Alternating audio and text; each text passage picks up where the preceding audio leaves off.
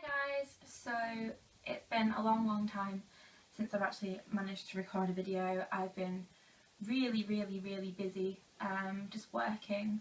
I've not really had the time or the energy to record a video. I know that I said I would do a video of my scrapbook, but I did do one, but it was about 30 minutes long and I didn't really think anyone would want to actually sit through that. So I decided that I have done really long blog posts about everything that's really in my scrapbook anyway, so I will link those blog posts below instead of doing my scrapbook video. So I figured I would just do this video as a kind of overview of the entire programme. So any hints and tips that I have for future ICPs, I know that everyone who's going this summer found out this week, so congratulations if you did get through.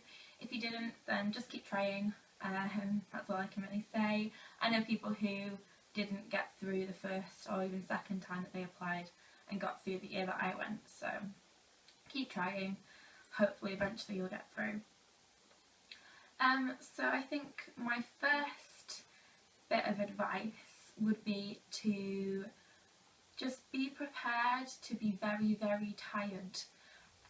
The first week when you get there, I didn't get to Vista until about 9 o'clock at night, like Orlando time. UK time, that's like 2 in the morning. I'd already been awake since like 6 AM, so I was pretty tired by that point. I didn't take any bedding with me, and I do kind of regret that because it meant I had to go to Walmart that night. So by the time I actually got back from Walmart, it was midnight. I then had to set up my bed and everything like that. And when you arrive, you get given a timetable for your first week because you've got induction classes and stuff. I had to be up at 6 AM for my first induction class because the bus left at 7 from Vista. So yeah, I had 5 hours sleep that first night after being awake for 24 hours. I was very tired, but the next morning I woke up and I just got on with it, and adrenaline does get you through, but really you just need to be prepared to live off no sleep, especially for the first week. After that you do get into a pattern, but the first week is just kind of, you're jet lagged, you keep waking up at 6 AM naturally, and then you're having to go off and do all this stuff all day, and you even when you've got free time, you want to go and do stuff because you want to get the most out of everything. And I think for the first 2 weeks I kind of felt like I had no time to do anything, so I was constantly going out and doing stuff. It kind of didn't dawn on me that I did have 10 weeks here. I had loads of time, but I just wanted to go and do everything now. That was kind of my attitude for the first 2 weeks. Yeah, so just be prepared to be tired. I don't regret going and doing everything that I did in the first 2 weeks. I'm glad that I did do it, but yeah, be prepared to be tired. My second tip would probably be to take bedding. I took 1 suitcase with me and then bought a second suitcase while I was out there. I don't really think that saved me much money. I thought that I'd be able to get a cheap suitcase. My suitcase cost me about $60, it's about £40.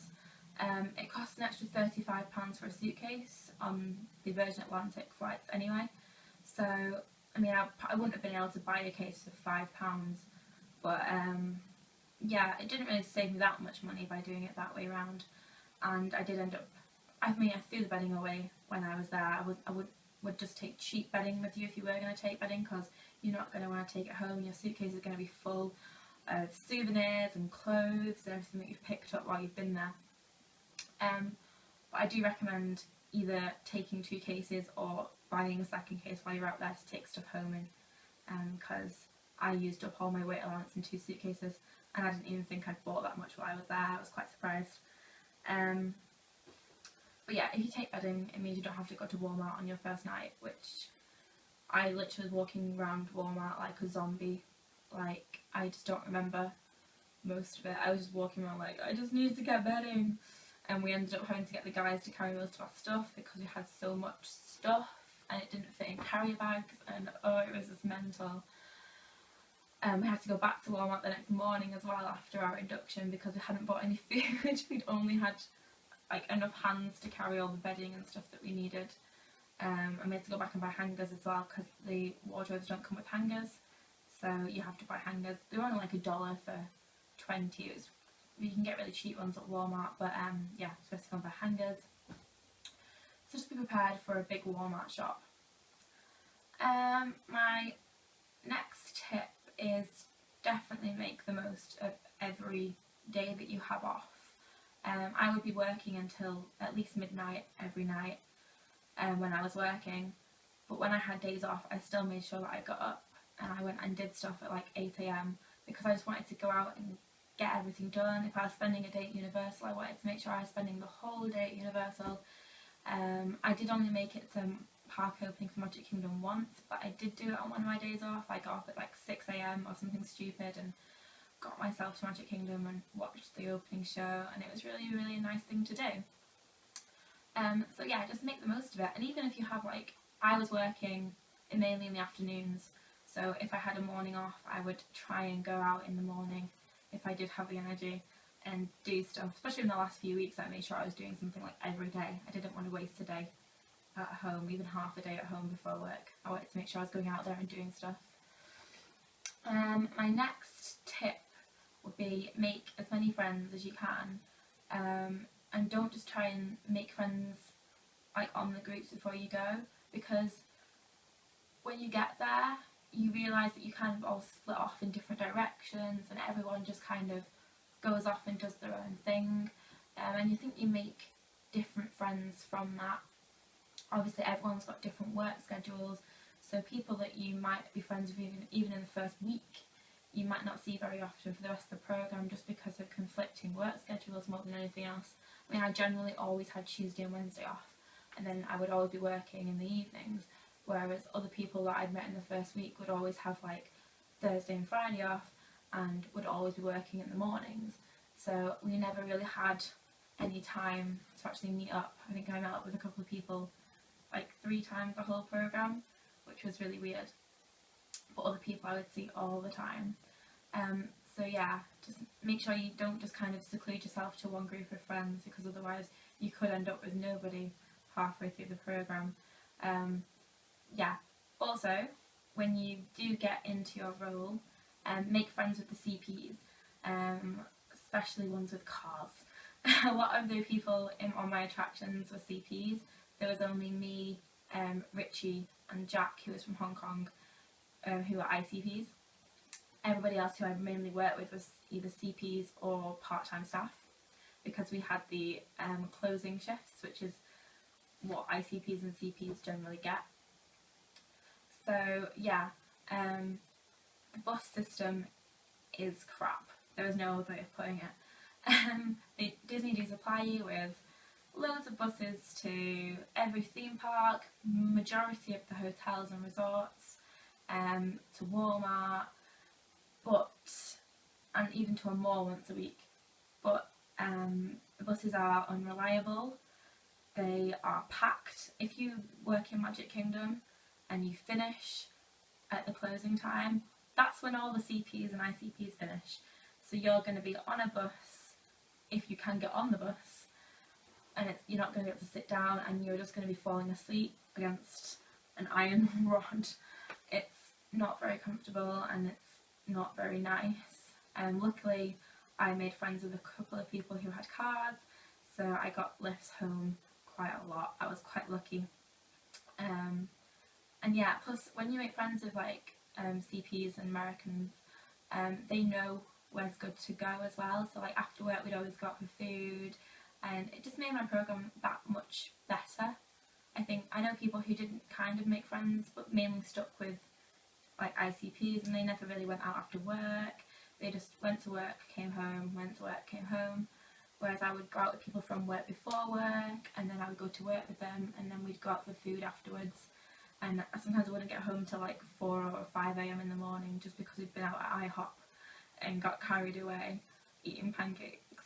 It was really good, and I would definitely recommend that you try and make friends with Americans as much as possible, because they're really cool people as well.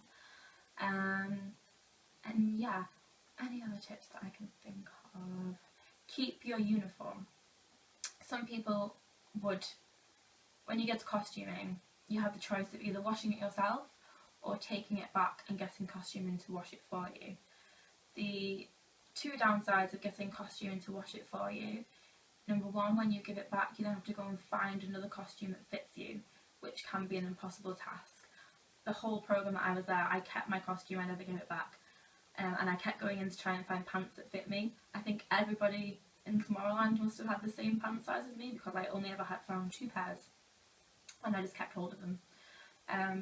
So yeah, if you give back a costume and you can't find another one in your size, you're going to have to get one that's either too big for you or too small for you. Secondly, when costuming, wash the costume, it comes back and it smells like costuming. When you meet characters and you like hug them and they smell a bit weird and stale, that is the smell of costuming, and your costume will smell like that if you get costuming to wash it for you. If you wash it yourself, then it will smell like your laundry detergent stuff that you use. So I preferred that. Plus, my costume, it doesn't need ironing. Like, when you tumble dry it, you just hang it up and it's fine.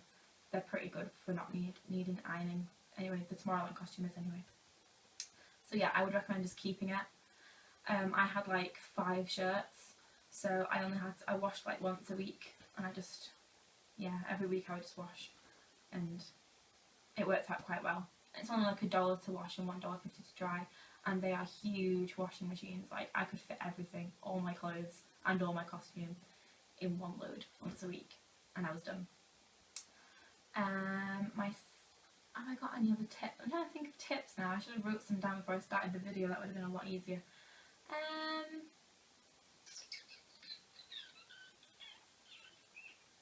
I can't think of any other tips. There's probably a lot more hints and tips that would be really helpful, but I can't think of any right now. If you have any questions about the programme or anything else, then feel free to message me or comment, or go on my blogs and message me on there, whatever. I'm more than happy to answer any questions. And yeah, everyone who got through, I hope you have an amazing time, and I will see you all soon. Thanks for watching. Bye!